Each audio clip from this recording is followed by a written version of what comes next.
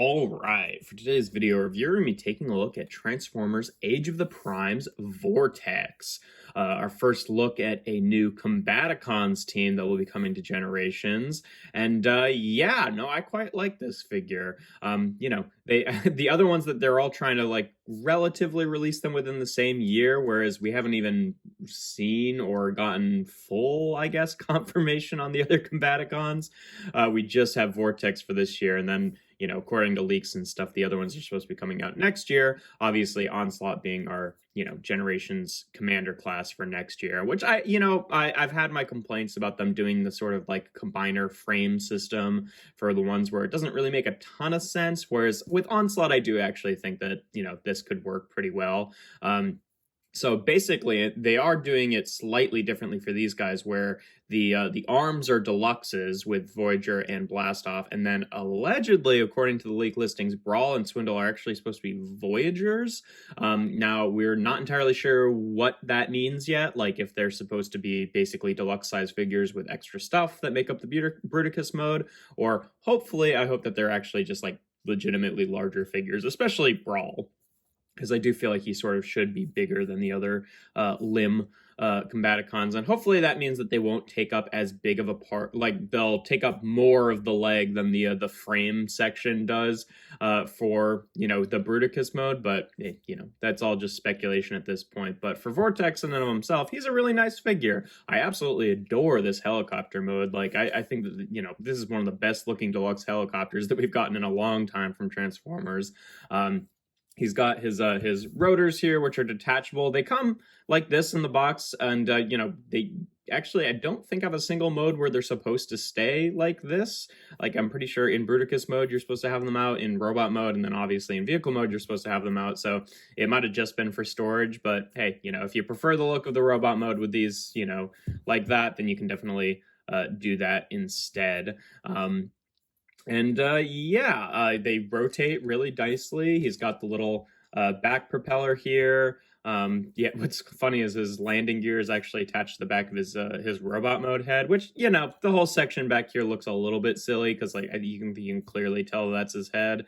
And he's got these gaps here on the side, but that stuff doesn't really bother me all that much. Overall, I think he's a really nice looking helicopter mode, and definitely a huge improvement over the Combiner Wars version, which was really going for that, kind of news helicopter style, because that's what they did for Alpha Bravo and Blades. But yeah, he comes with a few guns here. Comes with one handheld gun and then these two little smaller handheld guns. In terms of storage, you actually have quite a few options here. I mean, he's got these pegs and these tabs on them, and he actually has slots and ports kind of all over him. So you could, plug these back here if you want. You could plug them onto the bottom right here. You could use this tab. He's got a little dedicated slot there, so you could attach both of them on the nose there to be pointed forward. Let's see, he's got both of these, slots on his robot mode chest here, which you could use. It's, not a perfect fit, and this one kind of bumps up because of this detailing here, but that works well enough as well. What I personally prefer, where I personally prefer to put these, is he's got these slots right here, which I can't really tell what they're meant for because they're too long to be actually intended for these, but either way, these do fit into them, and then you can have them nice and snug right up against the side of the jet there. And that's how I personally prefer to store the small guns. I just feel like that looks pretty good. It kind of covers up this gap a little bit. And then same thing with this one. You've got all these different places that this could go. But where I prefer, you could also, he's got slots on them underneath too, so you could do that as well. That works for either set of guns. Where I personally prefer to store this is, again, he's got this slot down here, which I'm not entirely sure is meant for this, but this does fit into it, and I think that does nicely for just like filling out the back section here. And then he's got a little, backwards facing tail gun. So that's how I prefer to do it. It keeps everything, from messing with the landing gear. But I do appreciate all the different options that you have there. But yeah, in terms of comparisons in this mode, for a standard one, here he is with Kingdom Sideswipe. Obviously, helicopter and car both being in Deluxe. They don't scale at all, but that's, nothing new here. That's what the two of them look like together. And then here he is with our previous version of Vortex with the Combiner Wars version, which of course was just using that, Alpha Bravo Blades mold. It's funny to call it the Alpha Bravo mold because, yes, they did Alpha Bravo first, but clearly the only reason that they did a helicopter at all was so it could be Blades and Vortex. But I do think that it works a little bit better as Blades than Vortex because it doesn't really feel super militaristic aside from the missiles on the side, whereas this one definitely looks a lot more like his G1 counterpart there. So yeah, I definitely prefer the new look here. Another thing worth mentioning is that he does kind of have this like sort of like marbled kind of plastic effect going on here, which just makes all the dark gray look a little bit shinier than it otherwise would, which is kind of neat. I don't know how intentional that was, but looks kind of nice. But yeah, before we get on to robot mode, the one thing I do want to mention is this guy actually is compatible with Superion, so we can kind of start to see what the ARM mode for Vortex is going to look like. And this is also leading a lot of people, I think, pretty accurately to assume that they might actually do a repaint or a retool of this mold at some point to actually be Alpha Bravo, which is kind of hilarious because Alpha Bravo of course was just like the made up sixth Superion for Combiner Wars because they wanted to release like a new member for each team so that you'd buy them to complete the Combiner mode, and then of course buy the actual one that was supposed to be there from the beginning later. And then, so at first he was just kind of like a throwaway character, but then like I guess he showed up in the comics and now people like love Alpha Bravo. So they, they would do well if they turn this mold into a new Alpha Bravo. But either way, he combines just like all the other ones do, where he's got the slot right there, which separates his front half and his back half, and then you can line up all the tabs and ports here and give it a good squeeze. I actually haven't done this yet, but I know these legs clip in really securely, so this might be actually kind of a pain to activate, but we'll see. Give everything a good squeeze, and then there we go. Okay, that wasn't that bad. We can get his arm mode here. And the other thing is, like, I'm not really sure why, but this little bit tilts up. I kind of thought it might be to like get out of the way of the hand, but it doesn't really, so I don't know. But either way, there he is as an arm mode. You could leave this compressed or in the two, and it's like, yeah, that's gonna look great for Bruticus. And if they do Alpha Bravo, then that'll be kind of cool too. But yeah, no, I'm loving the way this is looking. Obviously, it's going to look a little bit different depending on what the arm structure looks like for Bruticus, but still very cool to see that little sneak peek for the future here of the Combaticons. And then just like all the other ones, I guess why don't I actually show them off on Superion rather than just showing you the arm there, so you can kind of see what that looks like. And yeah, pretty good looking arm there. But yeah. I'll just take him off real quick so we can get on to transformation. First thing, obviously, we want to do is just take off all the guns here and put them off to the side. You can leave the rotors on. They pretty much stay in the same place. So, if you wanted them out of the way for transformation, you certainly could do that, but I don't feel like they really get in the way all that much. First thing you want to do is take the back section here and just split it down the middle, and then this section will stay to one side.